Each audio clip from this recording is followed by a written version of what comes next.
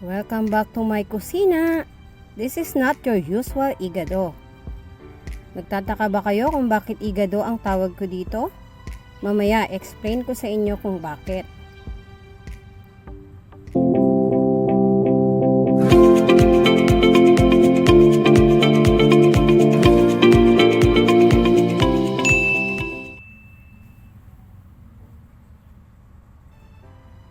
Ito po ang ating mga kailangan.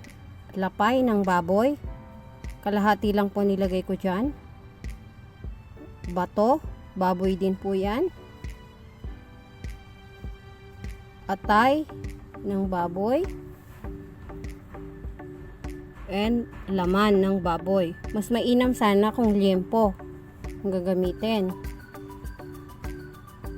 And ito po yung ating mga rekado. Maglalagay po tayo ng pasas or raisins.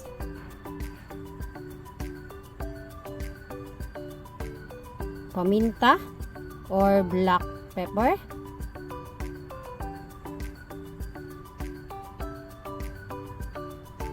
Seasoning of your choice, optional. Asin or salt. Dahon ng laurel or bay leaf.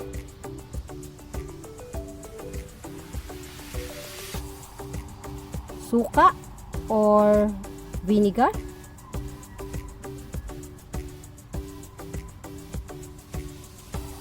Sugar or asukal. And bawang or garlic. And yung ating tubig. Pwede kayong magdagdag or magbawas. Depende sa karne.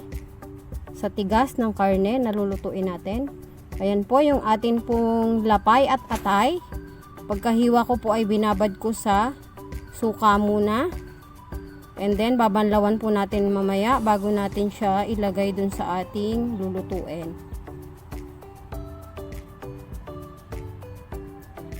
Yung ating pong karne, ayan na, lagay na natin sa ating kaserola. Yung atay at lapay. Yung bato.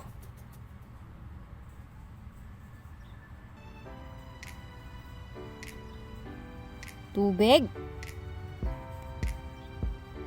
Ang suka. Ang asukal. Asin. Dahon ng laurel, bawang, seasoning,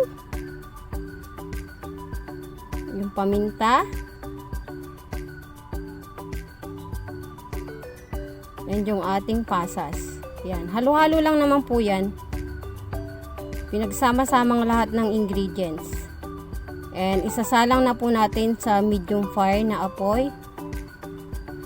And antayin po natin siyang lumambot hanggang sa maluto. Ganyan lang po siya kasimple. Kung bakit po naging igado yan, sa tawag ko dyan is, kaya po nangyaring ganyan is, dati po nung meron po akong cook, nung ako'y may kantin nung araw, ito po ang kanyang laging niluluto pag sinasabi niya, lagi igado, igado. Pero nagtataka ako, iba naman ang igado ngayong mga panahon na to. May kulay, tsaka may patatas, may kung ano-ano. Pero, if meron kayong alam na pangalan talaga nito, please comment down below na lang po para, alam mo na, mabago rin sa isip ko na hindi pala ito igado. Ayan po, kumukulo na po ang ating igado. Hanggang sa maluto po yan. Depende po sa inyo. Yung lasa ng tamis at asim dapat po balance. Kaya if masyadong marami yung suka, magbawas na lang po kayo. And then depende rin sa inyo kung gusto niyo ng masabaw or hindi masabaw. Bahala na po kayo. Ayan na po yung ating igado. May other igado. Sarap po yan. Napakasimple lang pating gawin. And favorite po yan ng aking anak. Lagi niya pong nire-request yan na lutuin ko po. Kaya ayan. Ginawan ko na rin po siya ng video. If mali po yung title ko dito sa recipe na ito, please enlighten me po. Sana po nagustuhan nyo po ang ating niluto ngayon. And please subscribe to my channel. And hit the notification bell para po lagi kayong updated sa aking mga new upload.